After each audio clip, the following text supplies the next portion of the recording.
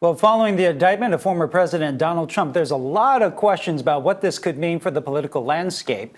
Joining me now is Robert Ovetz, Senior Lecturer of Political Science at San Jose State. So thank you for joining us.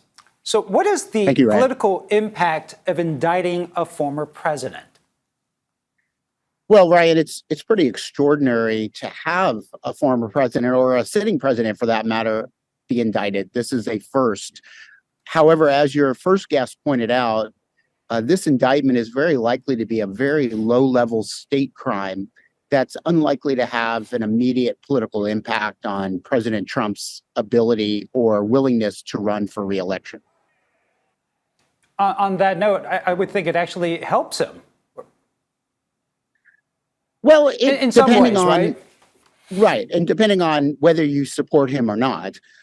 He is making himself out to be victimized. But here's the reality, is that he broke state election law in the state of New York. He falsified documents. And as your previous guest said, this could be elevated to a low-level felony. However, this could take years to unfold. He may never serve jail time. It's not required for that crime if he's prosecuted for a felony.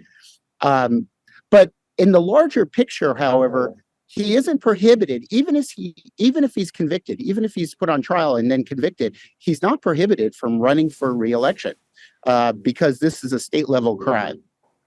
Okay, and so what is the impact that the January 6th House hearings in 2022 have on the indictment, or does it have any impact? Well, I'm very glad you asked that. Under the 14th Amendment, this was the aftermath of the Civil War. Anyone who supports or gives aid to an insurrection or rebellion is prohibited from ever serving in federal office again. And so if we do see the outcome of the U.S. Attorney General's investigations into January 6th, and also the falsification and mishandling of top secret documents, it's very likely President Trump would then be prohibited from running for re-election and ever serving in office again.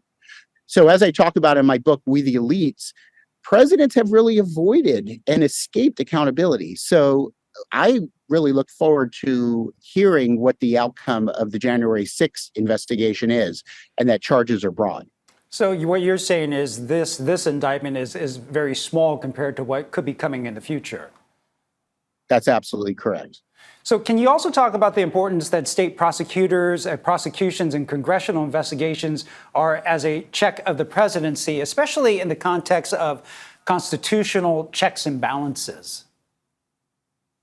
Yes, so we have a federalist system, and states and the federal government share power. However, the federal government has the final say under Article 6 of the Constitution and the Supremacy Clause.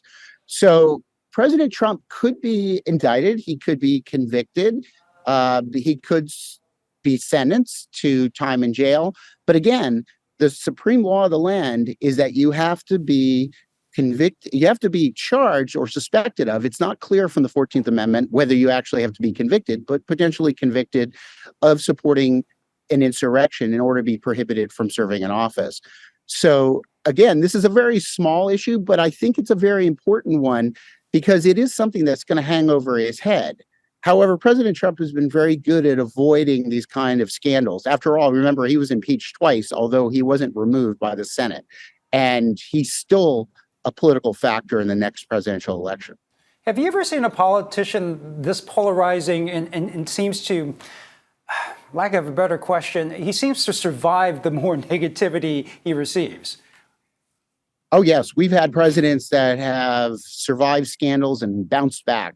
The most recent one, President Reagan, remember, Iran Gate, the selling of weapons to Iran in exchange for funding the Contras, which was a death squad in Nicaragua that smuggled drugs. He survived that. Some of his inner circle actually were indicted and they were convicted, and a few served time in jail. But he bounced back from that. Nixon before him, Harding, even President Washington himself. These presidents had significant scandals during their presidencies, and yet were able to bounce back. And this is one of the limits of our constitutional system, that presidents have accumulated immense amounts of power, and it makes it very hard to check them. And also Bill Clinton surviving his own scandal, too.